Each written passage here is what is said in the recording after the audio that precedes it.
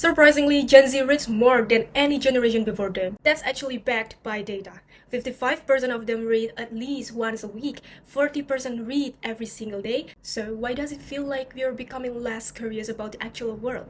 Because here's what we are reading. Young adult fiction, fantasy, romance, dystopia drives almost all voluntary reading among our generation. And I love that genuinely. But even the non-fiction we gravitated toward, psychology, personal growth, self-help, it's all pointed at ourselves. How to be better, how to heal, how to perform. Nobody taught us to point the same energy outward at history, science, economics collapse, or why wars start, or how power actually moves in the world. We got really good at understanding ourselves, and somewhere along the way we stopped being curious about everything else. Here's what we are actually losing. Non-fictions build something fiction cannot fully replace. The ability to follow an argument, evaluate evidence, question assumption, and separate fact from opinion. That's not a school skill. That's the skill you need to not get manipulated by the news, algorithms, or people in power. Non-fiction is described by educators as a literature of questions. It ignites curiosity, builds critical thinking, and gives access to perspectives that were never handed to us. A $15 book can give you the same ideas being discussed in a Harvard seminar.